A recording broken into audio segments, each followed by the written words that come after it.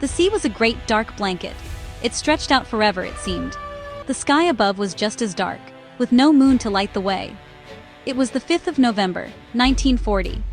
A long way from home we were. Our ship was called HMS Jervis Bay. She wasn't a warship, not really. She was an old passenger liner, painted gray for the war. We had a few old guns bolted to her decks. Our job was to protect the convoy. 37 ships, all in a line, like ducks following their mother. They were full of important things for Britain: food, steel, timber, things we needed to keep fighting the war. The journey across the Atlantic was always dangerous, but that night it felt quiet. Too quiet. I remember standing on the deck. My name is Sam Patience. The cold wind bit at my face. It tasted of salt and the sea. The gentle rocking of the ship was something you got used to. It was like being in a cradle, a huge, steel cradle. All around us, the shapes of the other ships were just dark smudges against the black water. They were all trusting us, trusting the Jervis Bay to keep them safe. We were the only guard dog for this big flock of sheep. Our captain, Captain Fagan, he knew the weight of that trust. He was a good man, a quiet man. You could see the worry in his eyes sometimes, but he never let it show in his voice. He was the rock we all stood on. The sounds of the ship were the sounds of our world. The low thrum of the engines, deep in the belly of the vessel. The creak of the metal as she moved with the waves. The soft chatter of the men on watch, their voices low so as not to carry across the water. We talked about home, about what we'd do when the war was over. We dreamed of warm beds and hot meals that didn't taste of the ship's galley. We were just ordinary men, really. Fishermen, farmers, shopkeepers. But we wore the Navy uniform, and we had a job to do. We were the protectors of Convoy HX-84, and we would do our duty, no matter what. That feeling of quiet didn't last. It was a false peace, like the calm before a storm. In the vast, lonely emptiness of the North Atlantic, danger was never far away. It could hide just over the horizon, a hunter waiting for the right moment. Every shadow, every distant shape, could be the enemy. We were always watching, always waiting. The tension was a constant companion, a knot in your stomach that never truly went away. On that cold November night, the hunter was closer than any of us could have ever imagined. The quiet was about to be shattered into a million pieces. It was the lookout who saw it first, a speck, a smudge against the fading light on the edge of the world. He shouted down, his voice sharp with alarm. "Ship sighted, bearing red 90. Everyone on the bridge froze. All eyes turned to the west. Captain Fagan raised his binoculars. He held them steady, his hands like stone. The silence was heavy. You could hear your own heart beating, a frantic drum against your ribs. We all watched him, waiting. His face was a mask. He didn't say a word for a long, long time. He just looked. And we knew, just by the way he stood, that this was not a friendly ship. This was the danger we had all been dreading. The shape grew bigger, faster than it should. It wasn't a merchant ship. It wasn't a lost fishing boat. The shape was sleek and gray and deadly. It was a warship, a real one. You could see the long barrels of its massive guns, even from miles away. A ripple of fear went through us. We were on an old liner with a few pop guns. That thing out there was a wolf of the sea. It was the German pocket battleship, the HMS Admiral Scheer, a name that was whispered with fear by every sailor in the Atlantic. It was a predator, built for one purpose, to hunt and destroy ships like ours. And it had found us. "It's the Scheer," someone whispered. The name hung in the air like a death sentence. We all knew what she could do. Her guns could tear us apart from miles away, long before we could even get close enough to fire back. A cold dread washed over me. I looked at the convoy ships, plodding along, unaware. They were filled with men just like us. They had families waiting for them. They were carrying the hopes of a nation, and we were all that stood between them and that monster on the horizon. The Jervis Bay, our old, slow, thin-skinned home, was their only shield. It felt like standing in front of a charging bull with a wooden stick. The German ship began to signal, flashing a light across the water. "Heave to or I will open fire," the message said. "Stop, surrender, or be destroyed." The choice was simple. For a moment, nobody moved. The whole world seemed to hold its breath. The vast ocean, the 37 ships, the crew of the Jervis Bay. We were all caught in that single, terrible moment. The Admiral Scheer was a giant. We were a fly. But sometimes, even a fly can cause a giant to stumble. It all came down to our captain. It all came down to what he would do next. Captain Fagan lowered his binoculars. His face was calm, but his eyes were hard as steel. He turned to the signalman. He did not shout. He did not panic. His voice was steady, clear, and full of a strength that seemed to flow into every man on the bridge. "Signal to the convoy," he ordered. "Scatter." It was the only chance they had. If they all ran in different directions like frightened birds, the shear couldn't hunt them all down. Some would escape. Some had to escape. That one word, scatter, was a death sentence for us, but it was a lifeline for them. He was choosing to sacrifice his own ship to save the others. Then he turned to the helmsman. His next order sent a shiver down my spine. "Hard to port," he commanded. "Full speed ahead. We're closing with the enemy." We were not running away. We were not surrendering. We were turning towards the monster. We were going to attack. An old passenger liner, with guns that were little more than toys compared to the shears, was going to charge a battleship. It was madness. It was suicide. But it was the bravest thing I had ever seen.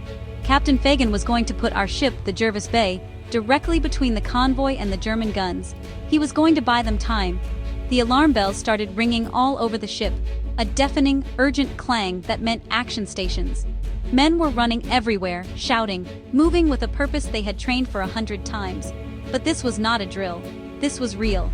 I ran to my post at one of the forward guns. My heart was pounding in my chest, a wild bird trapped in a cage. I could see the faces of my mates. They were pale, their eyes wide. There was fear there, of course there was. But there was something else too. A grim determination, a sense of duty. We were all in this together, following our captain into the jaws of death. As the Jervis Bay turned, she presented her side to the enemy. She was a huge, slow target. Captain Fagan knew this. He knew exactly what was going to happen. He was a sailor. He knew the terrible power of a battleship's guns. But he also knew his duty. His duty was to the convoy, to those 37 ships and the thousands of men aboard them. He chose them over us. And in that moment, every man on the Jervis Bay understood that choice. We were the shield, and a shield is meant to be broken. As our old ship lumbered around, pointing her nose towards the Admiral Shear, a strange quiet fell over my gun crew. The shouting and running had stopped. We were at our posts, waiting. The German ship was a dark, menacing shape that grew larger with every passing second. It was like watching a mountain move towards you. We could see the flashes from her signal lamp, still demanding our surrender. But we had our orders. Our orders were to fight. The tension was so thick you could taste it. It was a metallic taste, the taste of fear. My hands were slippery with sweat as I gripped the cold steel of the gun. "Come on, lads," said the gunnery officer, his voice tight. "Let's show them what we're made of." He tried to smile, but it didn't quite reach his eyes. We were all thinking the same thing. What could our little guns do against that beast? Our shells would be like throwing stones. The Shear's guns were 11 inches wide. Ours were only 6. It was not a fair fight. It was not a fight at all. It was a slaughter. But we had to try. For the convoy. For the ships that were now scattering behind us, disappearing into the growing darkness like ghosts. The captain gave another order. "Make smoke." Great, thick clouds of black smoke began to pour from our funnels. The wind caught it and spread it across the water, creating a dark curtain between the convoy and the German hunter. It was a desperate trick, a way to hide the fleeing ships, to confuse the enemy's aim. As the smoke billowed out, it felt like we were pulling a cloak of darkness around ourselves, preparing for the end. We were the bait, and we were making ourselves as visible, as noisy as possible, so the wolf would come for us and not the sheep. Then the world exploded. A sound like thunder cracked across the ocean, and a huge pillar of water erupted beside our ship, drenching us in icy spray. The Shear had fired her first salvo. The shell had missed, but only just. The sheer force of the explosion shook the Jervis Bay from bow to stern. It was a terrifying warning of the power we were facing. Another thunderclap followed, and another. The giant was awake now, and it was angry. We were sailing straight into a storm of steel and fire, and there was no turning back. The second salvo hit us. It wasn't a splash this time. It was a scream of tearing metal. A huge, blinding flash lit up the deck, followed by an explosion that threw me to my knees. The ship lurched violently, as if a giant hand had slapped it. When I looked up, there was chaos. The bridge was on fire. Flames licked up the superstructure, painting the smoke-filled sky with a terrible orange glow. Men were shouting, some were screaming. The air was thick with the smell of burning paint and something else. Something awful. But through it all, I heard the captain's voice, still calm, still in command, shouting orders to the fire crews. Our own guns started to fire. Bang, bang, bang.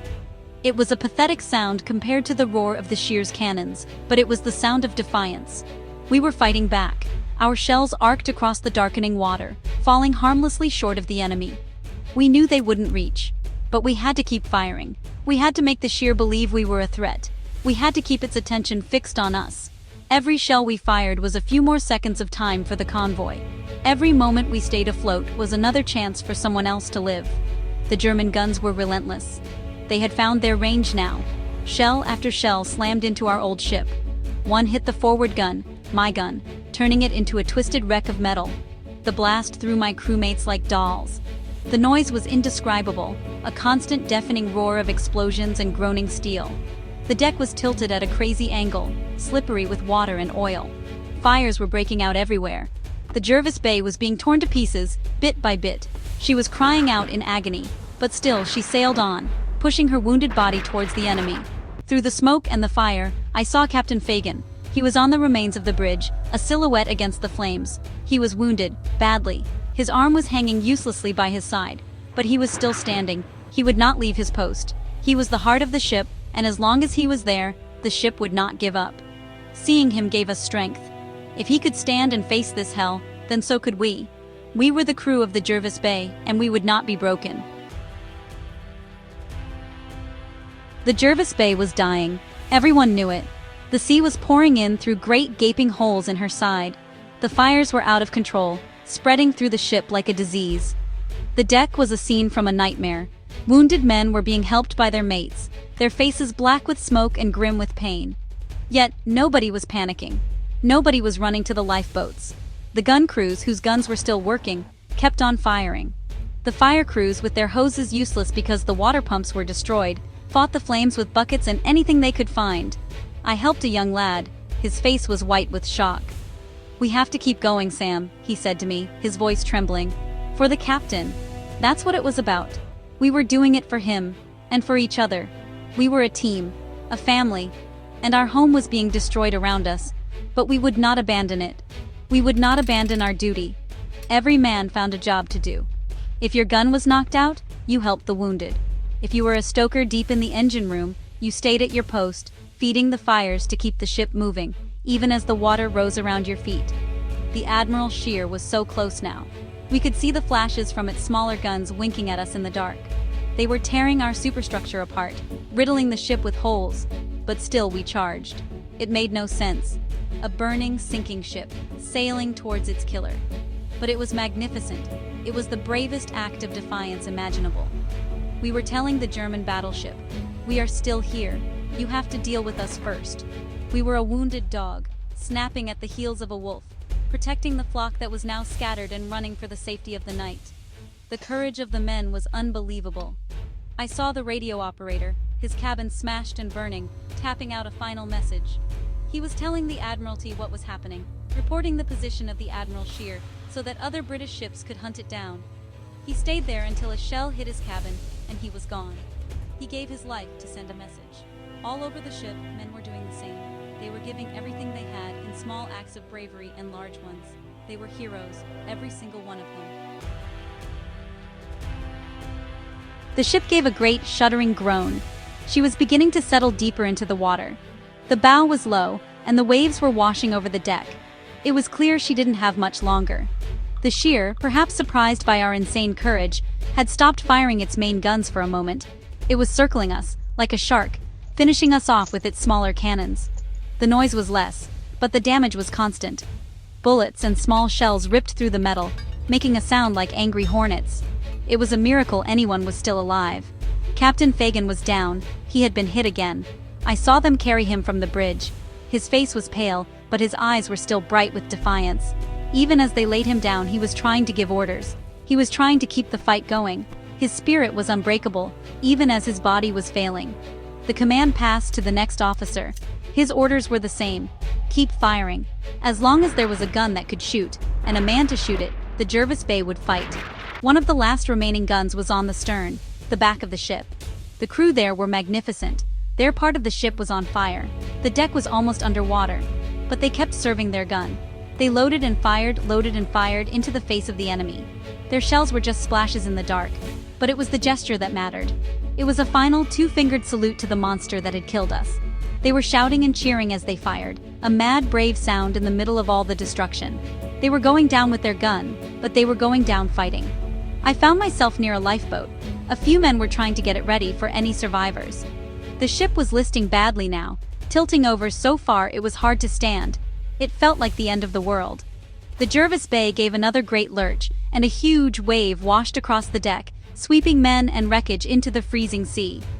I grabbed hold of a rail, my knuckles white. The cold water shocked the breath from my lungs. The ship was going. She was sinking beneath my feet. But in the distance, I could see nothing. The convoy was gone. They had escaped into the night. The end came quickly. The HMS Jervis Bay, our proud, brave home, could take no more. With a final terrible groan of twisting metal, she rolled over and began to slide beneath the waves. The sea rushed in, silencing the fires with a great hiss. For a moment, it felt like the ship was fighting it, trying to stay on the surface. But her wounds were too deep. She slipped into the dark, cold water of the Atlantic, taking so many of my friends with her. Captain Fagan went down with his ship. He never left her. His body was lost to the sea, but his story would live forever. I was in the water. It was freezing, a cold that stole your strength and your will to live. All around me were other survivors clinging to pieces of wreckage. We could see the lights of the Admiral Shear in the distance. It circled the place where our ship had been, perhaps looking for us, perhaps just admiring its work. Then, it turned and sped off into the night, hunting for other targets. It had spent too much time on us. The night was dark, and the convoy was long gone. We had done it. We had bought them the time they needed. We were in the water for hours. The cold was the worst enemy now. Many men, brave men who had fought so hard, just slipped away in the darkness. But we helped each other, we talked to each other, sang songs, anything to stay awake, to stay alive. Eventually, a light appeared on the horizon. It was a ship. One of the convoy ships, the Swedish freighter Stureholm, had turned back. Its captain, Sven Olander, had risked his own ship and crew to come back and look for us. He was another hero of that night. He pulled 65 of us from the sea. Out of a crew of 254, we were all that was left. The sacrifice of the Jervis Bay was not for nothing. Because of what we did, because of Captain Fagan's choice, 32 of the 37 ships in convoy HX-84 escaped. They reached Britain safely with their precious cargo. Our ship was gone. Our captain was gone. So many of our friends were gone. But thousands of other men lived. The food and materials they carried would help Britain to keep fighting. The story of our stand, the story of the old liner that charged a battleship, gave people hope. We showed that even against impossible odds, courage and duty could make a difference. We were just ordinary men, but for one night, on a lonely stretch of ocean, we held the line.